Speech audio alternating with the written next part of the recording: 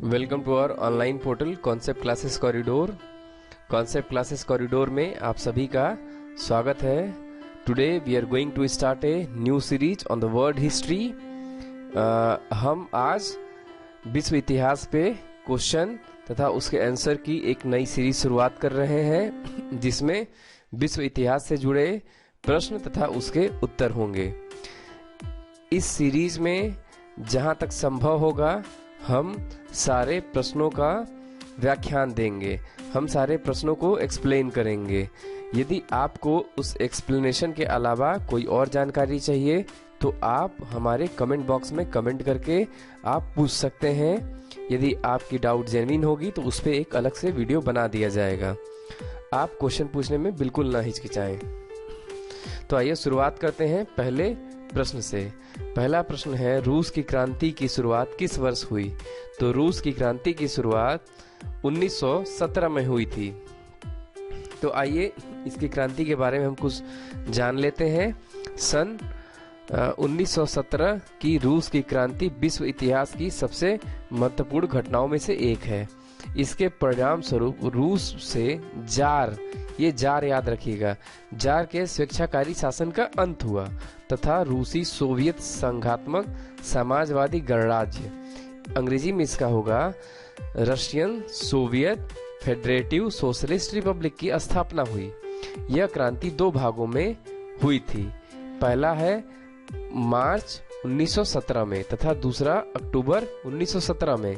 पहली जब क्रांति हुई थी तो उसमें जो सम्राट थे, सम्राट को अपना गद्दी छोड़ने के लिए विवश होना पड़ा था तथा उसके बाद एक अस्थायी सरकार का गठन हुआ। ठीक।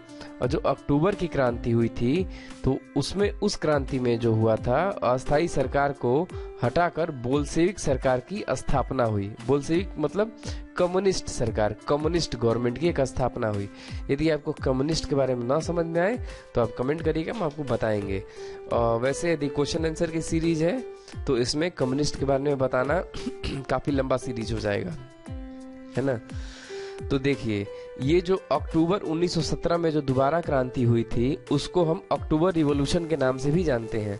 अक्टूबर क्रांति के नाम से भी हम इसे जानते हैं। कहीं कहीं सवाल पूछ दिया जाएगा कि अक्टूबर की क्रांति किस देश से जुड़ी हुई है, तो अक्टूबर की क्रांति रशिया से जुड़ी हुई है, रूस से जुड़ी हुई है।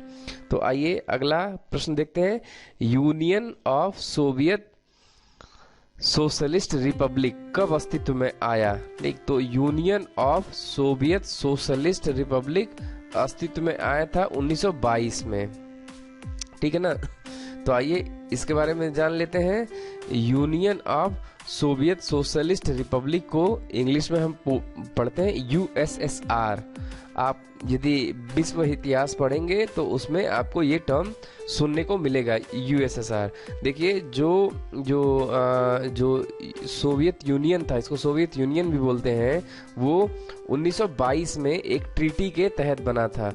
वो treaty Russia, Ukraine, Byelorussia, Soviet Socialist Republic and the Trans Caucasian Federation. ये ट्रांस कॉकेशियन फेडरेशन एक रीजन का नाम है, और ये बेलारूस एक कंट्री है, और यूक्रेन एक कंट्री है, और रशिया एक कंट्री है। इन सभी ने मिलके एक ट्रीटी साइन की थी जिसके तहत इन सभी को मिला के एक रीजन का नाम दिया गया। उस रीजन को बोलते हैं यूएसएसआर। अब देखिए, जो यूएसएसआर का डिसइंटीग्रेशन हुआ था, मतलब यूएसएसआर का जो विघटन हुआ था, यूएसएसआर का विघटन 1991 में हो गया था। 22 में बना था, 91 में हो गया था। क्यों हुआ था? क्योंकि वहाँ के जो प्रेसिडेंट थे मिखाइल गोर्बाचेव, ठीक ना, मिखाइल गोर्बाचेव या शेव बोलते हैं, तो इनके इकोनॉमिक और पॉलिटिकल रिफॉर्म के नाते यहाँ का यूएसएसआर का विघटन हो गया था। कहा जाता है कि जब हमारा सेकेंड वर्ल्ड वॉर खत्म हुआ तो अमेरिका और रशिया के बीच कोल्ड वॉर स्टार्ट हुआ। नहीं तो अमेरिका और रशिया कोल्ड वॉर में इतना इन्वॉल्व हो गए। अब देखिए, अमेरिका कैपिटलिस्ट नेशन होने के नाते अमेरिका उस कोल्ड वॉर को झेल गया, मतलब वो सरवाइव कर गया कोल्ड वॉर के बाद। लेकिन यूएसएसआर उस कोल्ड वॉर के बाद सरवाइव नहीं कर पाया, यूएसएसआर का विघटन हो गया। तो आइए अगला क्वेश्चन देखते हैं। वैज्ञानिक समाजवाद का सिद्धांत किसने दिया? तो वैज्ञानिक समाजवाद का सिद्धांत फ्रेडरिच एंगल्स, ये इनका जो पूरा नाम है फ्रेडरिच एंगल्स और कार्ल मार्क्स ने दिया था।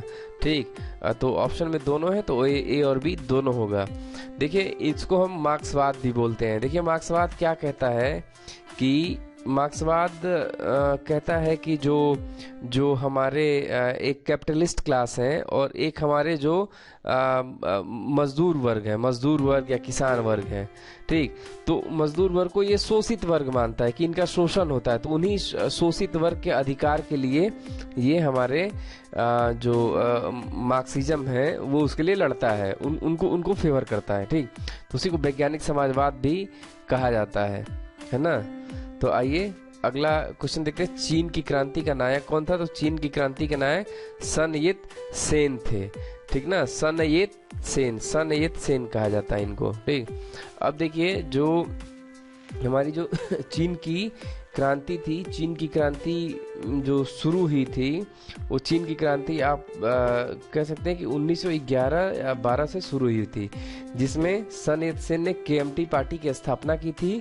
ठीक, शुरुआत में चाइना में केएमटी पार्टी थी, उसके बाद से फिर कम्युनिस्ट पार्टी का भी गठन हुआ। ठीक, तो ये जो दोनों पार्टियां थी आपस में लड़ना शुरू कर गई, KMT party and communist party. ठीक, तो बाद में क्या हुआ कि कम्युनिस्ट पार्टी जीत गई और पीपुल्स रिपब्लिक ऑफ चाइना की नींव रखी है। जो केएमटी पार्टी थी सन यत सेन की, वो एक आइलैंड पे चले गए जिसको ताइवान के नाम से जाना जाता है।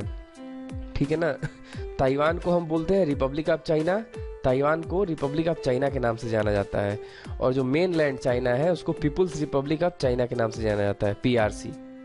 तो आइए अगला प्रश्न देखते हैं। चीन के जनवादी गणराज्य की स्थापना कब हुई?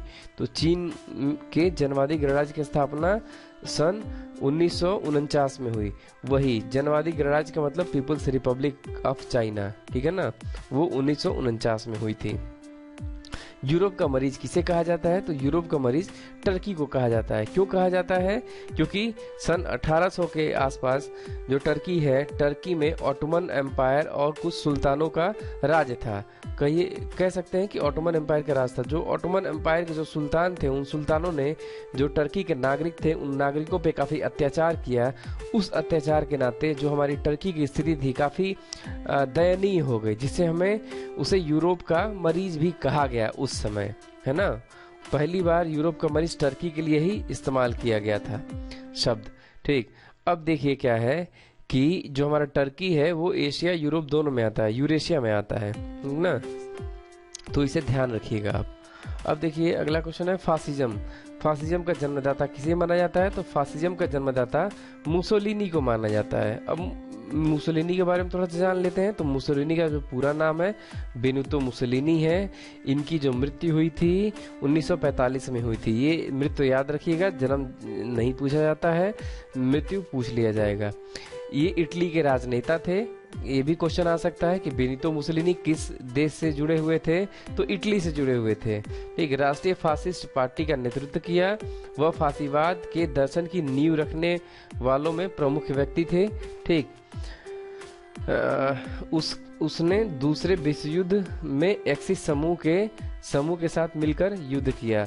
एक्सिस समूह, देखिए विश्व युद्ध में दो पार्टियां थी, एक तरफ एक्सिस पावर थी। तो एक्सिस पावर में क्या थी? आपकी जर्मनी थी, जापान थी और इटली थी। ठीक, ये सभी एक साथ मिलकर विश्व युद्ध लड़ रहे थे। और दूसरी तरफ जो पावर थी उसमें कौन सी थी? उसमें थी आपकी ब्रिटेन थी, फ्रांस थी, रशिया थी, अमेरिका थी। ये सभी ताकतें एक तरफ थी। ठीक, और मुसोलिनी का जो अंत हुआ, उन्हें गोली मार दिया गया था लास्ट में। काफ़ी मतलब कि दयनीय स्थिति में उनका अंत हुआ था। ठीक, इतना ही जानिए आप। जो मैंने बताया है पॉइंट, वो पॉइंट आप बीच में वीडियो पीछे करके उसे सुन लीजिएगा या नोट डाउन कर लीजिएगा क्वेश्चंस के फॉर्म में। तो आइए अगला प्रश्न देखते हैं। निम्नलिखित में से किस व्यक्ति ने एक राष्ट्र एक नेता का नारा दिया? तो हिटलर ने एक राष्ट्र एक नेता का नारा दिया था। ठीक, याद रखिएगा। त्रिगुट का निर्माण निम्न में से किस देश ने किया था? देखिए किन देशों ने किया था, ये सवाल होना चाहिए। अब देखिए जो त्रिगुट है, त्रिगुट जो है ये पहले विश्व युद्ध से जुड़ा हुआ है।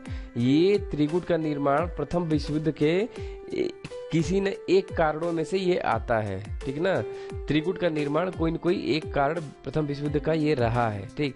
त्रिगुट में इटली, ऑस्ट्रिया, जर्मनी ये सभी ने मिलकर एक त्रिगुट बनाया था, ठीक। आइए देखते हैं, ये जो 10 नंबर का प्रश्न है ये भी पहले विश्व युद्ध से जुड़ा हुआ है, ठीक। निम्न में से कौन से देश मित्र राष्ट्रों में शामिल था, कौन सा एक देश मित्र राष्ट्रों में शामिल था। देखिए मित्र राष्ट्रों में इंग्लैंड, जापान, अमेरिका ये सभी शामिल थे, ठीक है ना। अब देखिए जो ये इंफॉर्मेशन दी गई है ये आपकी पहली विश्व युद्ध से जुड़ी हुई है। देखिए तो पहला है कि प्रथम विश्व युद्ध की शुरुआत 28 जुलाई 1914 में हुई थी। ये 4 साल चला था। 37 देशों ने प्रथम विश्व युद्ध में भाग लिया था। अब देखिए जो इसके तात्कालिक कारण थे वो ऑस्ट्रिया के राजकुमार की सेराजेवो में हत्या हो गई थी, ठीक। देखिए प्रथम विश्व युद्ध के दौरान मित्र राष्ट्र और धुरी राष्ट्र 2 खेमों में बट गए थे, ठीक। Axis power and allied power 2 बढ़ गए थे। ध्रुवी राष्ट्रों का नेतृत्व जर्मनी के अलावा ऑस्ट्रिया, हंगरी, इटली जैसे देश ने किया, ठीक है ना। और मित्र राष्ट्रों में जापान, संयुक्त राष्ट्र अमेरिका, रूस और फ्रांस थे। अभी ये दोनों, ये क्वेश्चन आया था आपके सामने। गुप्त संधियों की प्रणाली का जनक बिस्मार्क था। बिस्मार्क ने काफी गुप्त संधियां की थी। गुप्त संधियों के नाते भी ये एक कारण रहा है प्रथम विश्व युद्ध, जो गुप्त संधियां हुई थी कई देशों के बीच। अभी देखिए जो त्रिगुट का प्रश्न आया था उसमें ऑस्ट्रिया, जर्मनी, इटली के बीच त्रिगुट का निर्माण हुआ था। मतलब कि ये तीनों गुट मिलके आपस में संधि किए थे कि एक दूसरे पे यदि किसी ने हमला किया तो हम तीनों एक साथ उसमें हमला कर देंगे। वो 1882 में हुआ था ये त्रिगुट की संधि। सर्बिया की गुप्त क्रांतिकारी संस्था काला हाथी थी, ठीक। ये क्वेश्चन पूछ लिया जाएगा, बस आप एक बार पढ़ लीजिएगा। रूस जापान युद्ध का अंत अमेरिकी राष्ट्रपति रूजवेल्ट से हुआ। मोरक्को संकट 1906 में सामने आया। देखिए ये जानकारी है, इसमें से कुछ जानकारी महत्वपूर्ण है जो कि एग्जाम प्रश्न में पूछ लिए जाते हैं, कुछ उतने महत्वपूर्ण नहीं है। तो आप एक बार इसे पढ़ लेंगे, ठीक। और ये वीडियो पॉज करके आप पढ़ लेंगे, ठीक। और ये इतना प्रथम विश्व युद्ध से जुड़ा हुआ, इसके बाहर सवाल नहीं पूछा जाएगा, है ना। इसी के साथ आज की सीरीज वर्ल्ड हिस्ट्री पे खत्म होती है। धन्यवाद।